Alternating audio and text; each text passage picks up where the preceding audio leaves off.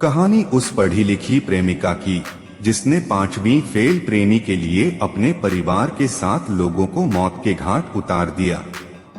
15 अप्रैल 2008 रात के 1 बजे शबनम अपने प्रेमी सलीम के साथ मिलकर अपने परिवार के 6 लोगों की हत्या कर चुकी थी। तभी 11 महीने का एक बच्चा रोने लगा।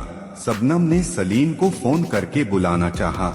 सलीम बोला, मैं नहीं आऊंगा, तुम मार दो। शबनम ने बच्चे का गला तब तक दबाए रखा जब तक वो मर नहीं गया।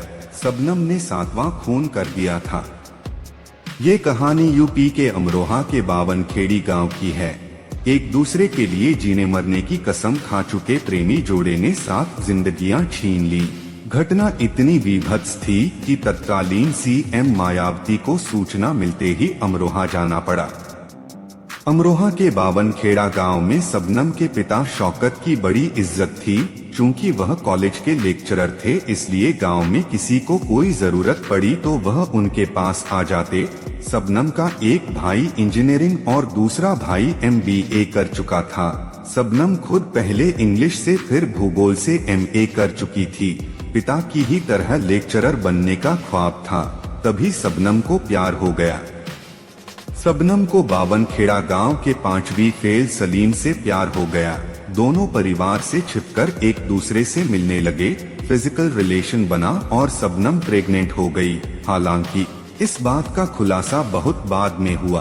प्यार की बात शबनम के परिवार तक पहुंची तो पिता शौकत के अलावा दोनों भाइयों ने भी ऐतराज जताया। शबनम ने सभी को समझाने की कोशिश की, सलीम को अच्छा बताया, लेकिन बात नहीं बनी। परिवार अपनी जिद पर अड़ गया कि वह सलीम को भूल जाए। शबनम के सिर पर अब खून सवार हो गया था। उसने मान लिया था कि परिवार को खत्म करके ही सलीम से निकाह किया जा सकता है, इसलिए उसने सलीम से जहर मंगवाया। सलीम ने 13 अप्रैल 2008 को बाजार से जहर खरीदकर उसे दे दिया। 14 अप्रैल की सुबह तक परिवार के सभी घर पर ही थे। दोपहर में दोनों भाई शहर के लिए निकल गए। शबनम ने दोनों भाइयों को फोन करते हुए कहा, जहां भी पहुंचे हैं वहां से वापस आ जाइए, कल जाएगा। भाइयों ने शबनम की बात मान ली और घर वापस आ गए। शबनम के घर में उसकी भाभी और मौसी की बेटी ने मिलकर खाना बनाया। रात 9 बजे तक सभी ने खाना खा लिया। तभी शबनम ने पूछा, कौन कौन चाय पिएगा? सभी ने हाँ में सिर हिला दिया।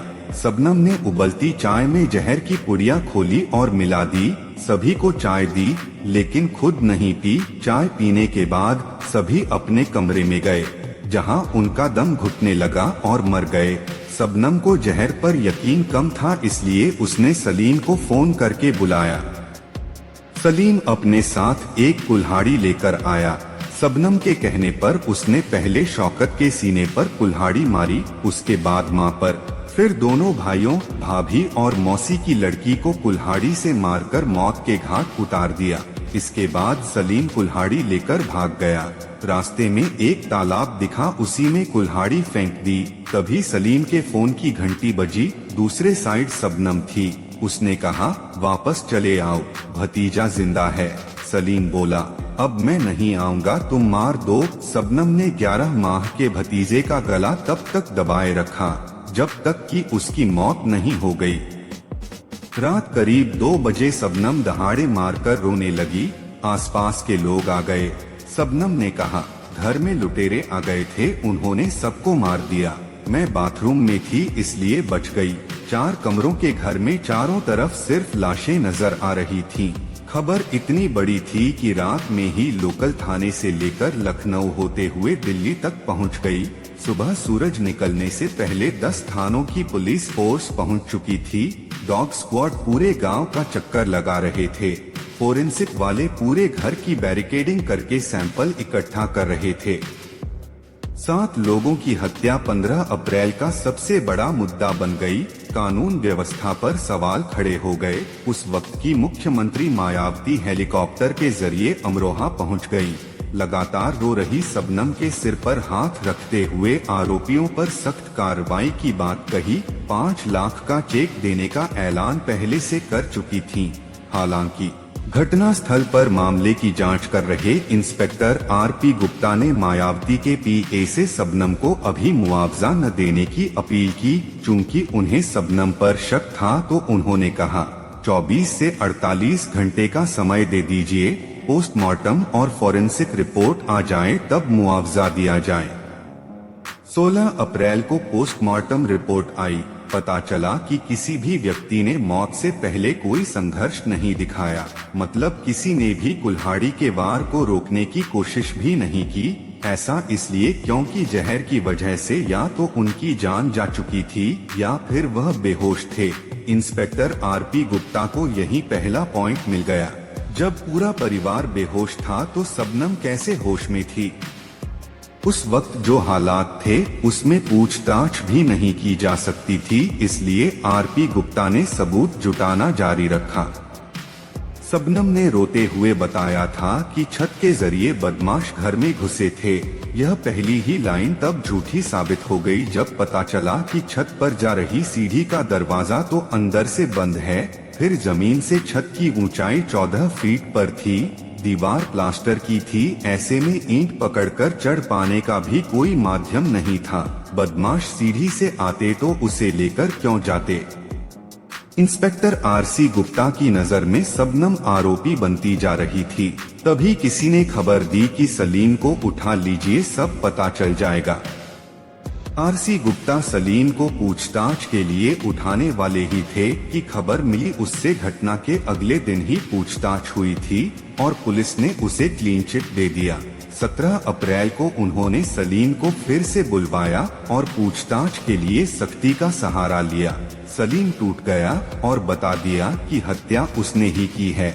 सबूत के तौर पर उसने हत्या में इस्तेमाल की गई कुल्हाड़ी के बारे में बताया, जिसे पुलिस ने बरामद कर लिया। अब पुलिस ने शबनम को पूछताछ के लिए बुला लिया।